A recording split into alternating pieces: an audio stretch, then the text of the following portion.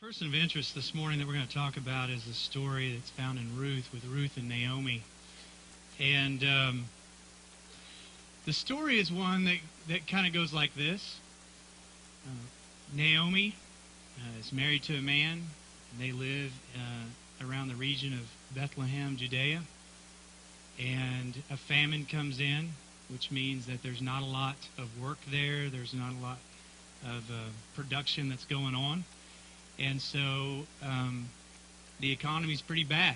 And so that they're going to have to do something just a little bit different than what they've been used to doing. And so as the man of the family, Naomi's husband says, we're going to have to go to some place that maybe we can do more than what we're doing now. And their life at that point, before this, I mean, they had 2 boys, and things looked like that they were going good. Everything was beautiful in their life. Everything was great until this point. But Naomi's husband said, we're going to have to make do. We're going to have to move on. We're going to have to leave the place that we love so much and go somewhere else. And so they do that. They move off and they go somewhere else.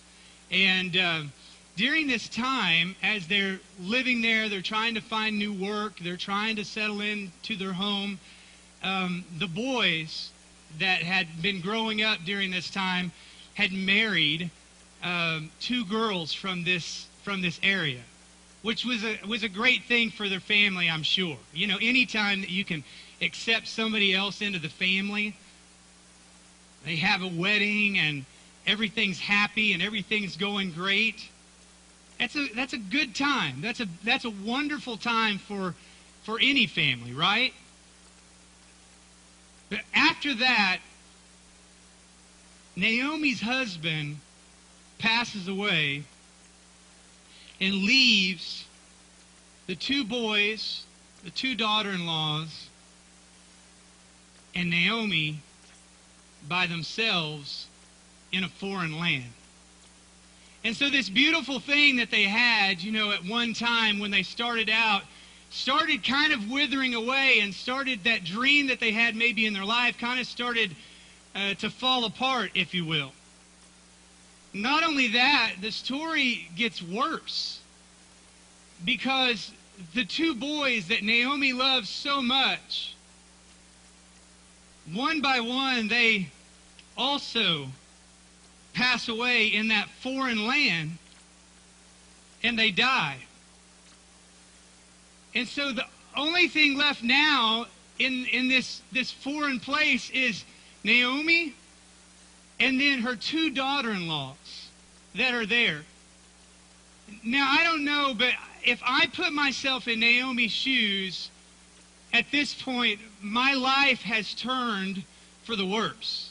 I've lost my husband. I've lost my sons. I don't have a way to take care of myself. I don't know what to do. And so I decide as Naomi that I'm going to go back home. And I'm going to go back to the place where maybe I have some family. Maybe there's some support there. Maybe I can find something to do there that's different than this foreign land that I'm in. And so as she begins that trip back home, she gets to the point where she tells those 2 girls that are with her, I don't have anything for you. Do you understand that? Ruth, I don't have anything for you. I don't have any sons that you could marry. There's no way that anybody's going to be able to support you. I don't have a job myself. I don't know exactly what's going to be at home when I get there. And so I encourage you to go back home. I encourage you to go and just be with your family again. And in that conversation, one more daughter-in-law was lost. And now it's left just to Naomi, and it's left to Ruth. And just those two are together. Now I want to stop for just a second, and I want to talk about our lives before I go any further in this story. Because I want to bring you up to speed in your own life about what we're talking about this morning. I understand life, and so do you. And everybody has hopes, and everybody has dreams about how life is going to be and how life is going to turn out. And sometimes it doesn't turn out the way that we expect it to. Matter of fact, it seems like most of the time it just doesn't. And so, whatever happens in your life, sometimes that beautiful dream that you had begins to fall apart. The marriage that you once had, that you were so happy in the beginning and everything seemed to be going right, that you never thought that there would ever be a time that you would ever be apart, that it looked like everything was so precious, began to crumble. And it was over.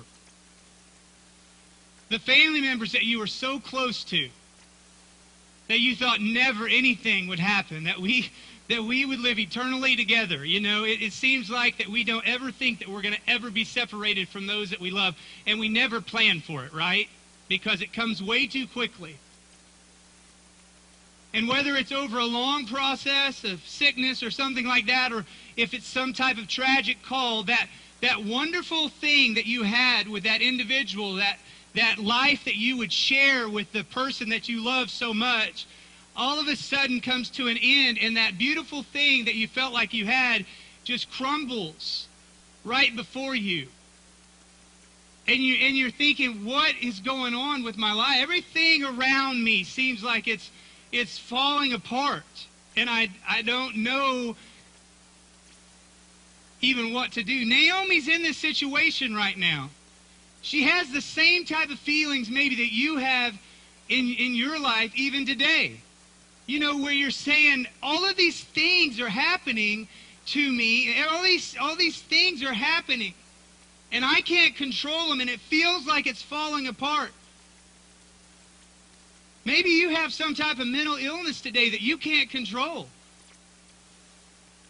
Maybe today that's been subjected on you somehow, and you try your best to control or make it work, but for some reason it's not in your power to be able to do that, but it feels like your life is just falling apart because of it.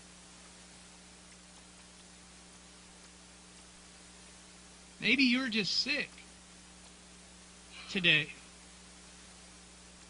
I mean, more than just the flu that you're going to be over in a couple weeks. And the life that you thought was going to be so precious, and the life that you thought was going to be so great, and you don't have control over it, begins to crumble.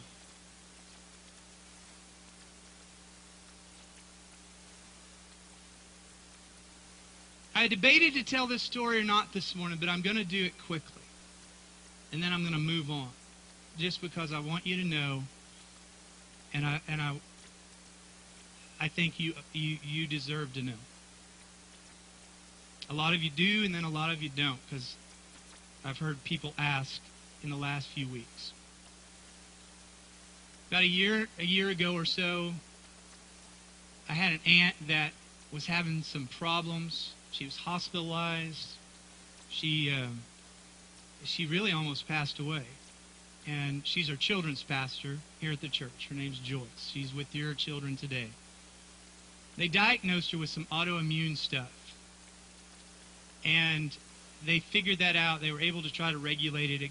It improved greatly. She still has some complications from time to time, but it improved greatly. So about a year ago, I was having tremendous pain. I don't know if you remember me preaching a sermon probably 2 years ago, and I was talking about I was getting up in the mornings and I couldn't walk, and I was putting my hands on the hallway the walls on the hallway, and it took me a long time, and I couldn't figure out what it was.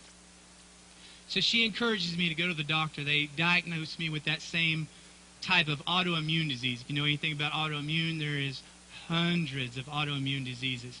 I'm sure that there are many of you today inside this room that have autoimmune diseases. And so they took blood tests. They did all of those things. I was hurting pretty bad. And they came back and they said, you have rheumatoid arthritis. Well, I've seen people, there's several people in the room today that has rheumatoid arthritis. And you know the pain that goes along with that, with your joints and those type of things. And so he says, also you have a connective tissue disease. I said, well, I don't know what that is. Explain that to me. He says, well, it's where the tissues that connect, like your muscles to your joints, like in your knees and your elbows and different places, those muscles are stretched, and it's like a rubber band, and it's just like pulling them tight all the time. And that's what brings that tremendous pain, into the body.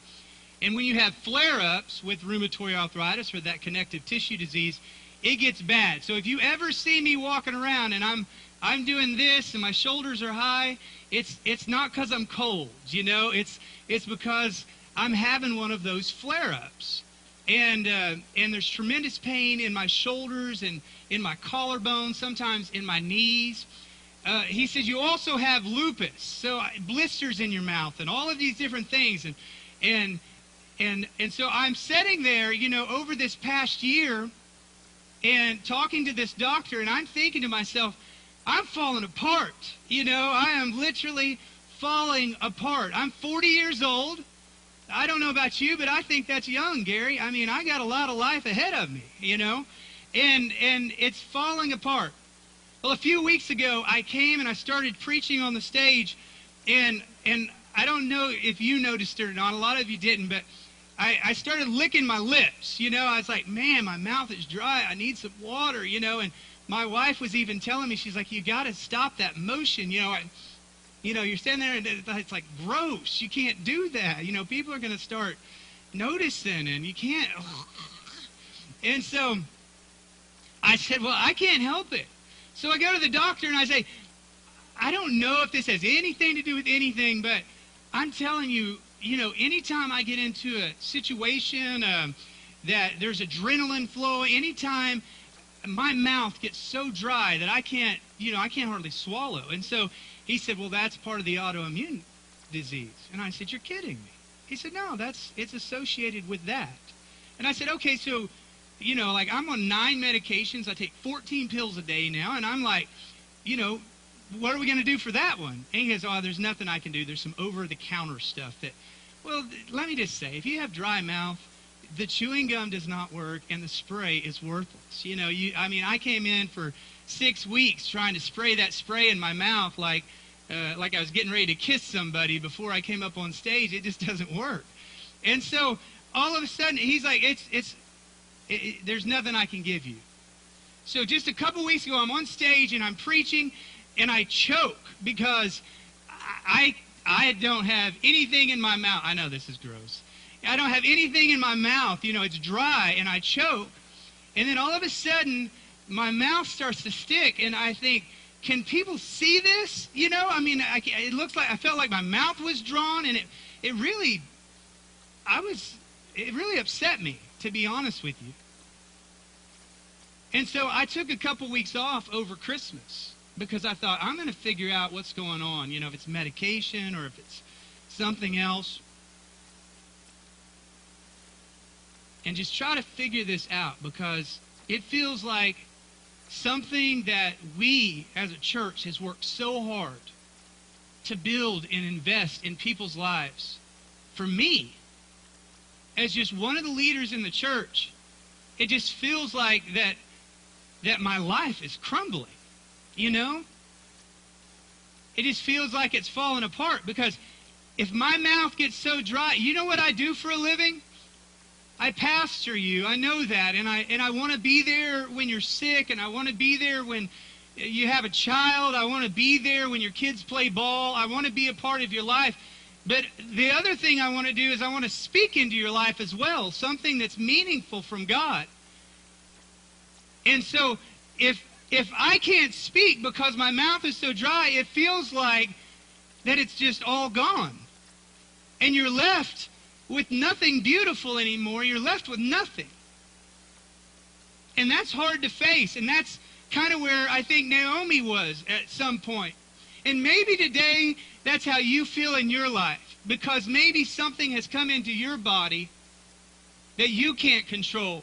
A sickness or something that's been tragic. I don't know what it is. But maybe you feel like it's just totally been broken off. And maybe you feel today that you're a little lost as well. If that's you today, I want you to know there is healing for you. There's healing for you. God has not left you, and God has not forsaken you.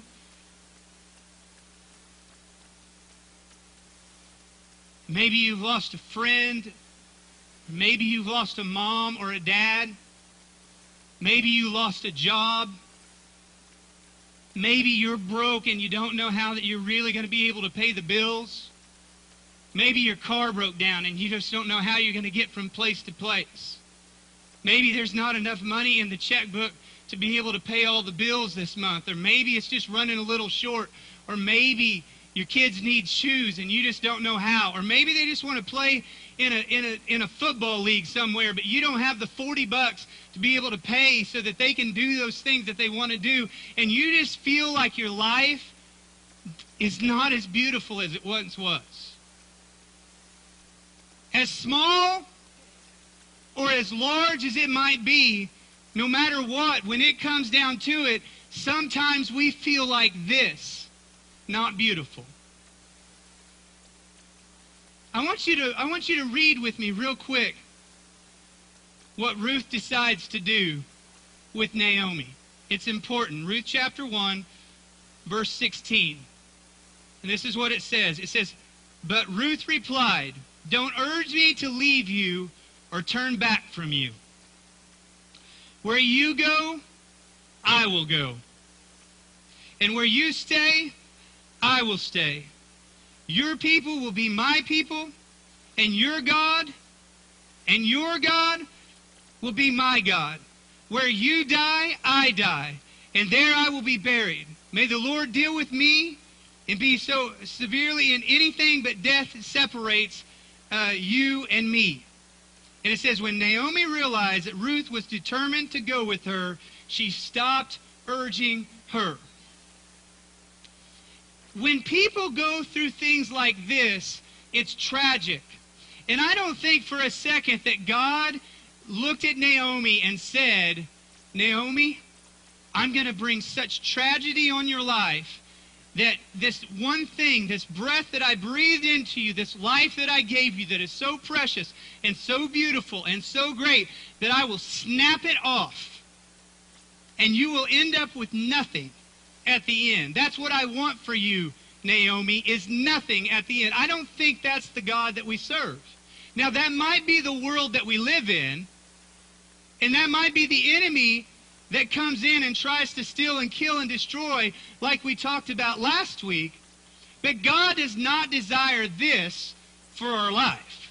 Never, ever would he desire. But I'll tell you this much, there are people around you that see you when you go through something like this, and they're watching very, very, very closely. Your children are watching every word you say. When you walk in the door and you say, "Honey, I lost my job." And your children have to decide at that point, as they watch you, whether they're going to be worried or whether or not you're going to stand in faith and know that God's going to supply. So you either have this decision whether or not you strip away their hope and their faith, or you build something up and let God do something that's amazing and wonderful in their sight.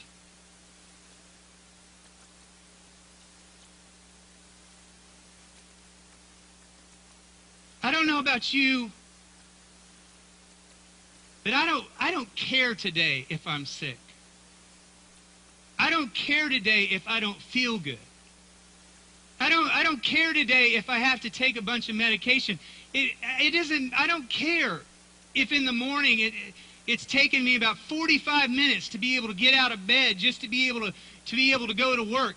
I can handle all that. No big deal. No big deal.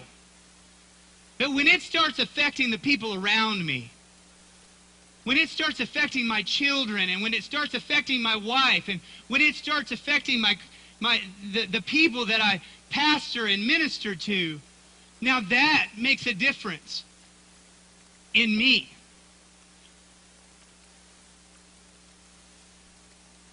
How you handle death.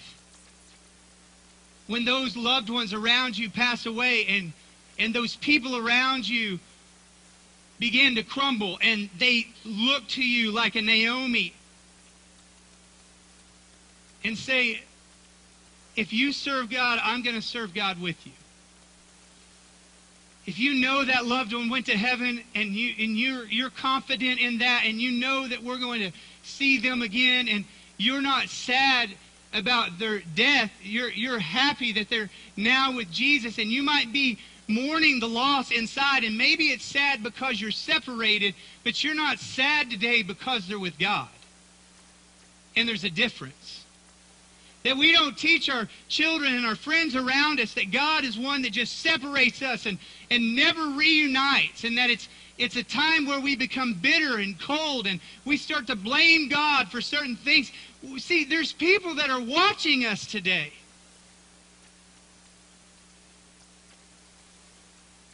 And they too at some point can say, you know what, you're exactly right. It's all been snapped off and it's not pretty anymore.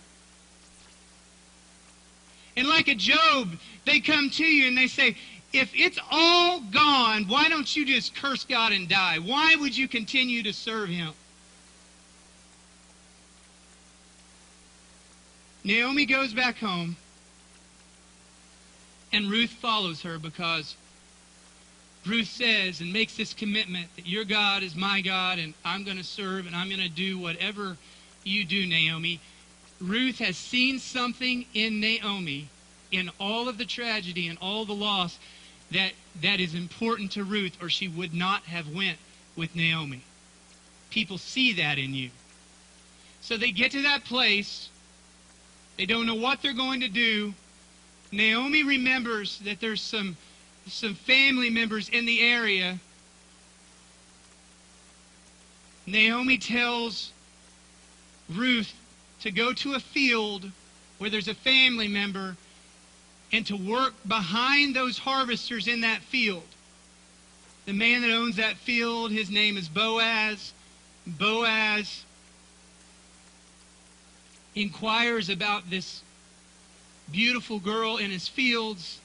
He tells the workers, he says, I want you to leave extra for them on purpose. You see what God's doing?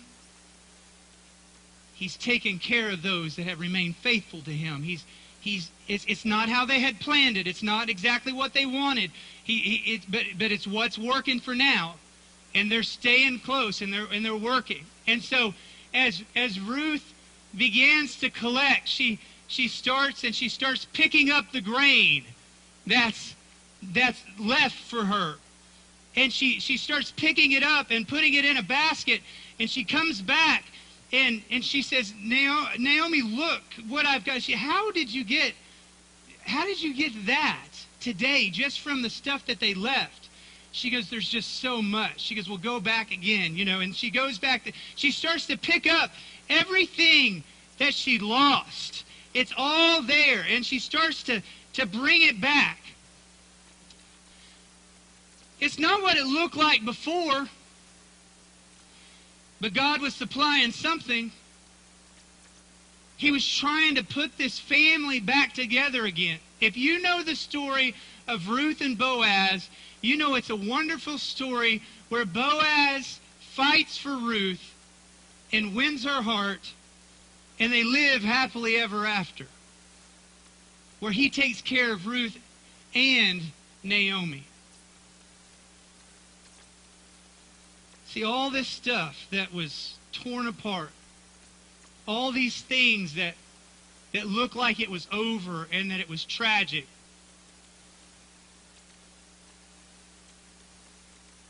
God restored for them again. Their life was put back together. And it all worked out. Because that's what happens with people that have faith in God and stick with it. Don't blame Him today because of your problems. Don't blame Him today because you're sick. Don't blame Him today because you're stressed out.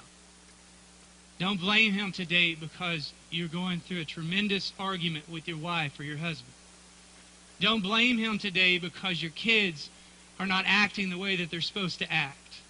Don't blame Him today because your car broke down and you don't have a way to get from point A to point B. If you will remain faithful, if you will just keep chugging along and you'll keep working, you're not only going to get to this place where He restores you once again, but those people, listen to this because this is so important today, but those people around you that you love so much, they'll be there with you at the end.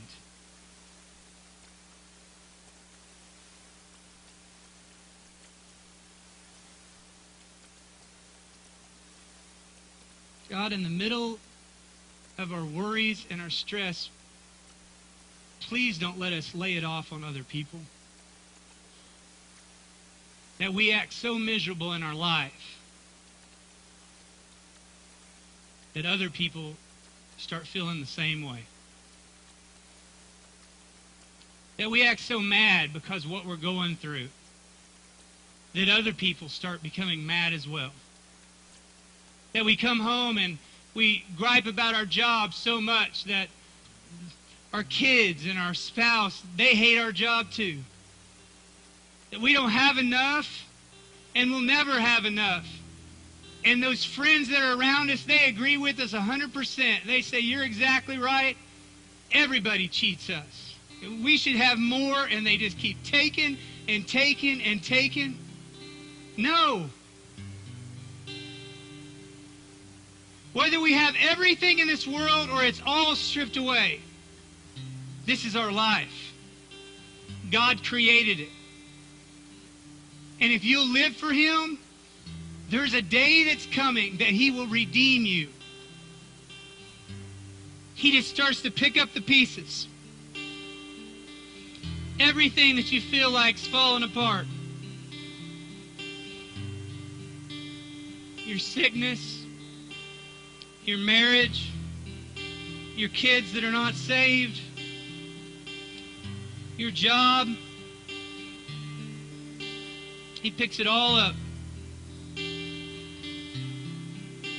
He puts it all back together. And He offers you something that's amazing and beautiful.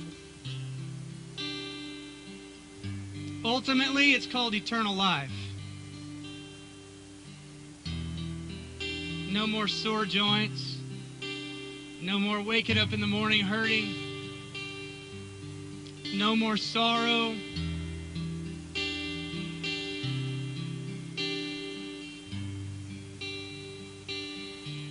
Something that's good. Something that you'll want to be a part of. Here's what I want to do today. I want God to restore you. And one by one, I want you to come in just a moment. And if you're in this place today and you hurt in any way at all, if you've been through a loss, if you're sick in your body, if you're just going through a hard time, if it's just not working out in your marriage, if your kids are giving you problems, kids, I say that a lot, but maybe your parents are giving you problems today. Maybe you need to pray here in a minute.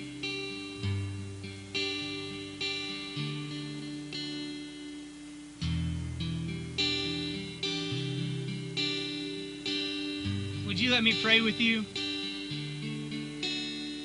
I told you my story today because I expect out of you every day until my body is healed for you to pray for me. Don't miss a day, please.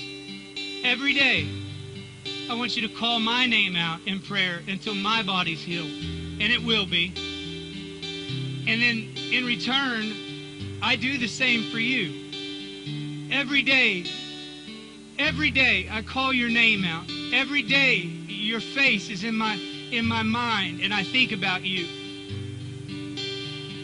And in a moment when you step out and you come to this place, not only are you saying, God, I need you to touch me. I need you to do some things in my life. It's not showing weakness. You're showing everybody else in this room, no matter what goes in my life and no matter how bad it gets, I'm trusting in God that He's going to put it back together 100%. And you have an opportunity to pray for me. And that's just how we are, because we're family. Please, I can't look you all in the eyes. I understand that, but I'm asking you, please, don't sit back this morning and just wait for somebody else. Don't sit back this morning and say, I'm fine right here. I really want you today to receive healing from God. And I really want today to be able to pray with you. And there's a staff here, and there's people that love you, and they want to pray with you today. It's important. It's really important today to do that.